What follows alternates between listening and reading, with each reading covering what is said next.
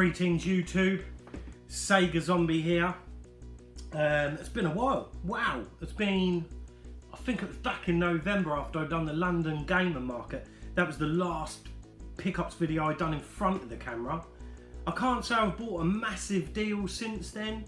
I've invested heavily. I don't know if you've watched my previous video in my Vectrex, and I've invested quite heavily into my Spectrum, which was the video before that. So not huge amounts of games. Some nice ones though. One I'm really pleased to get. But yeah, this is a bit of a channel update. I was speaking to Tutti UK via Facebook last night, and he's brought something up that I have been thinking about, and I just want to get your guys' opinions on that. And that is, when I first set out to do YouTube, obviously a lot of you that know me, I help to run Galaxy Sega and Retro Realm, and when I first started to look into YouTube, I was seeing that there wasn't many people focusing hardcore on Sega, and Sega's a real passion of mine. For all of you that know me, you know, Sega Zombie, the name, the Sega wall itself, everything. My main focus and passion is Sega. That's where my nostalgia is. You know, I've chatted about it loads in the past, and you know, that's why I brought the name up. I thought of the name Sega Zombie. Well, you may think, why the zombie? Well, the zombie's in there because apart from video games, I really love horror films, and I have a massive zombie movie collection, film collection, and it's been a passion of mine also since, you know, since being a young lad. When I first saw zombie flesh eaters.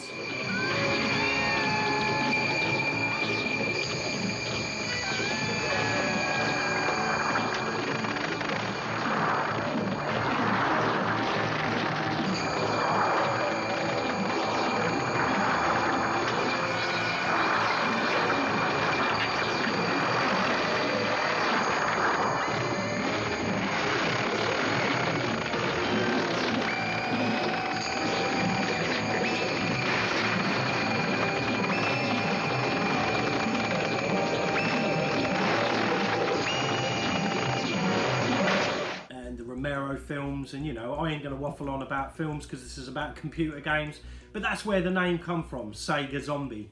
You know, I sat there just thinking, well, what do I like, what should I call myself, and the name had a ring to it, and I went with it.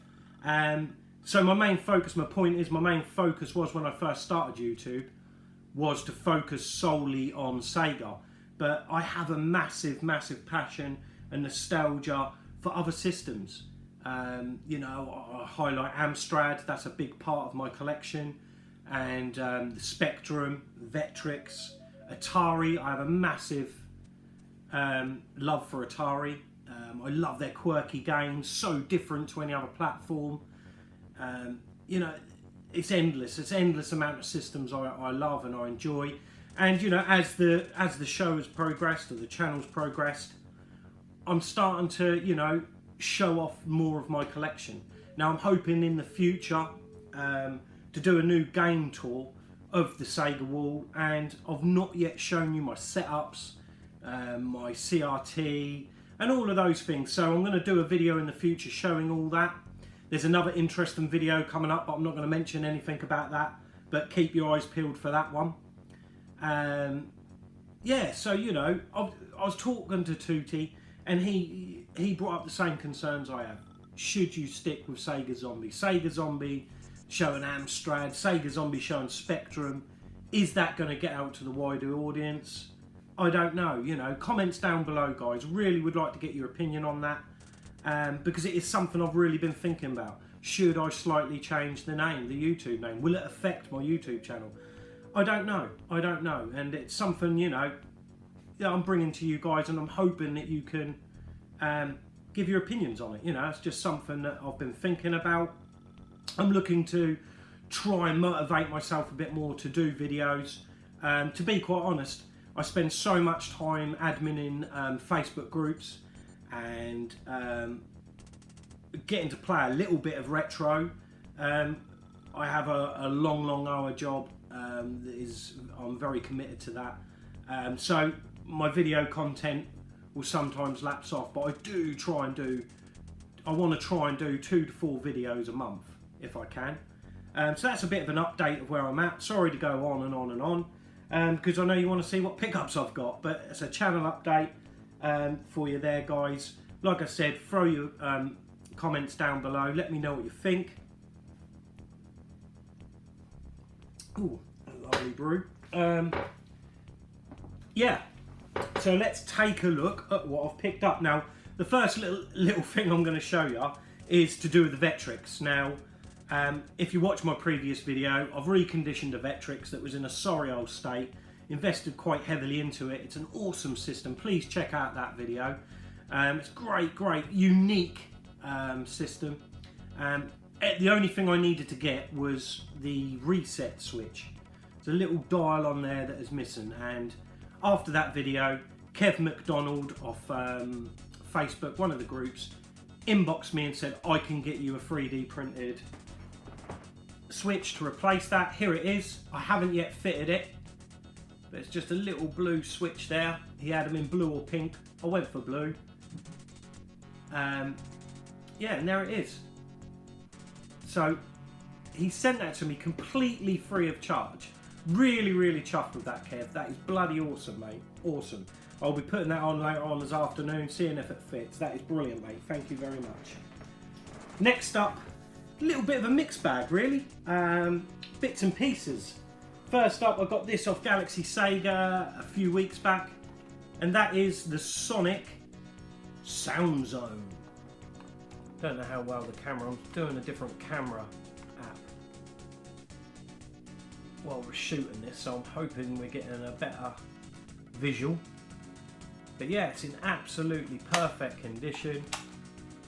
Oh, it's even got 2 Duracell batteries in it. I need to get my headphones plugged into that. I need to get a cassette tape. Ooh, I actually don't have a music tape. So I haven't tried it yet, but that is a great thing to add to the wall. Oh, I really love it. It's original. I don't know if it's got a date on it actually. 1991. I don't know if you can see that on the camera. But yeah, 1991. Awesome. Really chuffed with that. I can't remember the guy's name because it was a few weeks back, but awesome. That will be put in the Sega wall. Next up, I picked up some. Now I'm starting to get into these LCD tabletop games. I've shown a few off in the past. These two come along on Retro Realm, and they were too good a price to really turn down. And the first one up is Scramble. It's all boxed, in fairly good condition actually. I wouldn't say it's mint because it's obviously got some damage here, but I can live with that. You know, the front, how I display it, that's all nice. And have a little look inside. Needs a little bit of a clean up, but yeah, the box is all there. And there it is. Little joystick there. Scramble is a game I do love. The only thing is I need to sort out an adapter or get myself some batteries. It takes them big huge C batteries, but look at that, it's all clean inside. Really looking forward to giving that a blast. I might see if I've got a universal adapter somewhere. I might see if I can set that up, have a go on it.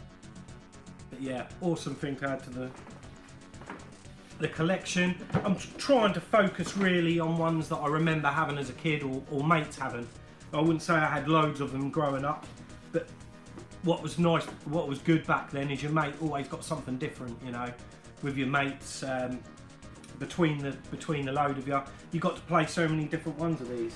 The other one I got, which I think is like a follow-on or a variant of the car one that they brought out, but that's the Tommy Space Turbo. Again, it's in average condition, but the box is all there. No major wear. It's got the writing on the front there. I'm sure I could probably get that off. I just love I love the designs of these. Now this one, to get it in the box, you have to disassemble it slightly. Don't worry guys, that's not broken, that just clicks in there. So you've got your joystick, you've got your throttle. It's more of a light sort of game. It's not LCD. I'm not sure what the term is, but that shield goes over there to give you a better view. Yeah, and again, in really, really good condition. I'm not sure if this one takes an adapter. No, it doesn't, by the looks of it. Nope. So that one is batteries. Gonna have to get myself to a shop and get myself some batteries so I can test it. But again, the battery compartment clean as a whistle. So yeah, really, really chuffed with that.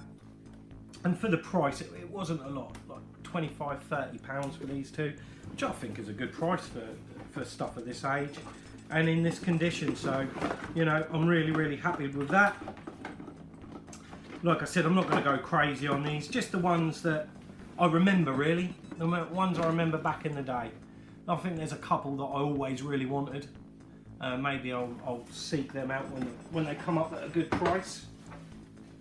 So yeah, that's that. So mixed bag so far. We've got the Sonic Walkman and the two LCD type tabletop games. And next up we've got, well, I've been looking for one of these for ages, and for one to come up boxed, I was just like, wow, I've got to have it. And that's the Speed King Conix joystick.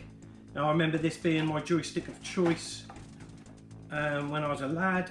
I think I first got one of these when I had my Atari ST. Before then it was always Competition Pros, but I liked how this one feels in the hand. This is the Auto Fire edition, because I know there was an earlier one that didn't have the Auto Fire. It's got all the lovely clicky controls. I think some of the later models also had two fire buttons on the side there. There is quite a lot of variations of these, but it's a really, really comfortable stick. And for 8-bit home computers and the Amiga, it's a really, really good joystick. It's one that I've always got on with really, really well. So really chuffed to get that, and to get it in the box is awesome. I do have a thing for joysticks. I don't know what it is, but whenever they pop up, if I haven't got it, I'll grab it. I just love all the different variations and styles, and they hark back to them times. You know, that is so 80s, it's unreal. So yeah, the Conix Speed King. So yeah, really chuffed with that. Next up, you're saying, where's the Sega? Well, there is a bit of Sega. I managed to get myself a Genesis exclusive, not released over here, and that is Space Invaders 91. Now, this is in absolutely fantastic condition. Look at that, guys. Cartridge absolutely perfect. A little tiny kink to the manual, but you know me, guys, I can live with that. But yeah, not bad. I've been playing this quite a bit. I don't know what it is, but just lately I've had a massive urge to play Space Invaders. So to get Space Invaders 91, yes, it mixes it up a bit. You know, I wouldn't say graphically it's much better than the previous ones, but it mixes the patterns of Invaders up, and yeah, it really, really works. Gets really hard. I can't remember if it was the second or third level. I really struggled with that. Once you get past that level though, I then plain sailed it through 4 or 5 after that. So it's got a very mixed difficulty level. But yeah, a really great game. So chuffed to add that to the Genesis games in the Sega Wall. Awesome. Next up we have got a Saturn game, and that is Z by the Bitmap Brothers. Now I do believe this was the last game the Bitmap Brothers released. I could be wrong, but I'm pretty certain it is. Again, I got this off Galaxy Sega. It was a deal where Chris was like, do I sell it, don't I sell it? He was in two minds, but in the end he did sell it to me. He sold it to me for a great price, because this is one that's really shot up in value lately, like all Saturn. Saturn's very desirable at the moment, but this title in particular was a sort of a nothing title really, but over the last few weeks it's really ramped up in price. So really glad to have that in the wall. It's been a long while since I've picked up a Saturn, a PAL Saturn game. So really chuffed with that. The disc is in immaculate condition. The manual, yeah, it's been well used. It's very worn. You tend to find games that have got, I think this is a bit of an RTS, sort of command and conquer style game. So you tend to find with these sort of games, the manuals get used, a bit like fighting games. You'll always find fighting games because kids want to learn the controls. And similar to this, to learn your button layouts and things like that, you tend to find the manuals get a lot more worn in these sort of games. But yeah, it's all there, it's all complete, it's not ripped or torn, it's just ruffled a bit. So yeah, really pleased with that. Thank you, Chris. Over the moon with that, mate. Awesome.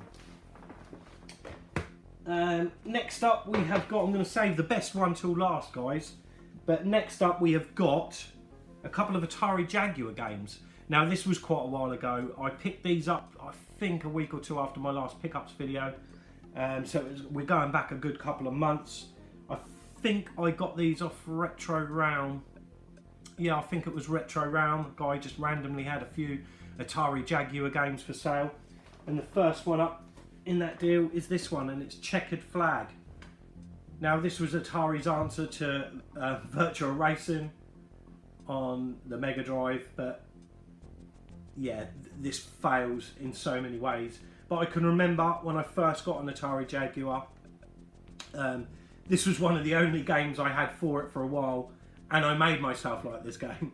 You know, the controls are awful, but if you persevere with it, you can get to grips with it. And I can remember me and my mates playing this quite a bit. You know, we didn't have Virtual Racing at the time, but this was the alternative we had. And you know, I played it loads and loads back in the day. I bet it doesn't fare up well now today, because it didn't back then, so it's probably god awful. But yeah, it's got its manual, and there's the cart in there. I'm not sure if this one has one of the joypad overlays. I'm not sure on that, but yeah, it's in really nice condition. The only thing I can say about it is it's had a sticker on the back there, and it's a little bit sticky. I'm hoping I can get something to get that off. Bit of alcohol maybe, just very slightly rub that off there, because it is tacky. But yeah, really pleased with that. And again, this was with a great price. I got this for, as I think I've mentioned in the past, Atari Jaguar games. I used to have nearly a complete set quite a few years ago now. I sold that, and I've decided to, you know, pick them up, because it is a system that I really regretted selling out of my collection. So when I see them at a great price, I'm not in any hurry to rush out there and pay silly money for these. If they're at a good price, then I'll snap them up. And again, I've said in the past, I don't mind if they're boxed or if they're just carts, but for the price I got these, it's pretty much what the price you'd pay for the cartridge on eBay, so I'm really chuffed. The next one up is Cannon Fodder. Awesome game, Cannon Fodder. Really do like Cannon Fodder a lot. I've played it loads on the Mega Drive. The Amiga is the best version of this game in my opinion, but it's pretty close on the Atari Jaguar. It's got the song, it's the open and intro music, yeah, and it's a great little game. Again, I'm not sure if it had an overlay. I'd imagine this one probably did, but there's no overlay in there. But there's the cartridge, the manual in really nice condition. Box is in good condition. Again, it's got a label on the back there, and it's got this god awful, this box is empty on the front. So the poor fellow that went and bought this all them years ago from HMV, he had to buy the copy that was the display box. I used to hate that. Companies that used to unseal games and put the boxes out on display, you know, they didn't have proper display boxes. They would empty a game out, put that on the shelf, and so when you're paying full price for a game, technically it's unsealed, it's not new. So, you know, I always used to argue that, Toss. If I went into a shop, bought a game and they tried to give me the display one, I'd be like, no, I want a sealed one. They used to look at me a bit strange, but you know, one of my little funny quirks, I suppose, you know. But yeah, in lovely condition. cannon fodder. Right, so next up is the creme of de la creme. Did I say that right? Yeah, the game. I've been wanting this game for a long, long time. It has gone up in price like all Sega stuff over the last few months. But it's not a stupidly priced game. But it's a rare game. It's a game you don't see that often. And I know this because I've been watching them continuously for, what, a good 2 years on eBay. They do surface on there, but they either go for stupid money or I've just missed out on them. And the game I got was this Body Count. And look, it's a blue spine Tootie UK. Yeah, look at that. Absolutely awesome. It's one of the real top games I wanted for my blue spine collection. Well, I want all the blue spines, but this is one that I've been real itching to get. And for 2 years, after 2 years, finally I've got it. And I owe it all to Peter Coombs. He done me a fantastic deal on this. Absolutely awesome deal. Got it for a really, really great price. Really looked after me. Great 1p, great Galaxian. And look at the condition. In absolutely lovely condition. The manual, very slight dog ear into the top there, but oh, nothing to worry about. And what's really nice with the blue spines, you usually get the label peeling at the top, but there's no signs of that. And if it has happened in the past, whoever's put that back down has done a great job because it's just absolutely flush. There's no creases. In really, really good condition. I am so pleased to finally have this in the blue spine collection. Awesome. And next up, guys, that's it of all the bigger titles. I've picked up quite a bit of Amstrad stuff. Now, I don't know if all of you are really into Amstrad, but I will show them briefly because there's quite a few. We'll just run through them really quickly, and that's why I've saved them till the end. And here we go. First up, we've got Monopoly. Then we've got Super Test, Daley Thompson's Super Test. And the second part of Daley Thompson's Super Test, that's day 2. Then we've got Doors of Doom. You know, these are all in absolutely great condition. Got their little manual in there. You know, it's all them little things that I love. The tapes are spotless. I admin on an Amstrad page. It's quite a new page. Amstrad buy and sell. And the admin on there are great guys. And he done me a massively brilliant deal on this. Now, Amsoft titles, you're looking at that thing going, oh my god, what on earth is that? But I have a real fascination with the Amsoft titles. I'm trying to get all of them. This is one I needed, Detective. So yeah, Rob Fletcher done me an awesome deal on these. Really chuffed. And like I said, they're in great condition. Another Amsoft one, Stock Market.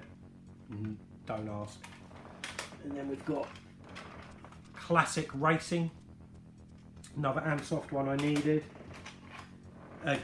This looks a great conversion. Buggy Boy. I was watching Novabug, and he does live Amstrad game testing, which is awesome. I'm absolutely addicted to that video. That series of videos he does. He does a live stream once a week, and he picks 5 random games to test on his Amstrad live, and it's just loads of banter, loads of chat. While he's trying to load these games up, and I'm just absolutely addicted to it. Unfortunately, I don't see a lot of them live because of the timings of when you put them on. I don't always get to be on there live, but a great show. I absolutely love it. And he showed off Buggy Boy, and what a great conversion that looks on that. I've only ever played it on the C64, so managed to get a hold of a copy of it. Really looking forward to playing that. Then we've got Destructo. Again, I've been told that's quite a good little shooter, so I'll be giving that a blast. And we've got some more sort of budget releases here. These are ones that come with packs or with the system, and it's Nomad. Then we've got World Series Baseball. Again, these are all absolutely immaculate condition. For the age of these, it's unbelievable in the condition they're in. I'm not even going to try and pronounce that one. Quabala. Another one for you guys to laugh at my pronunciations.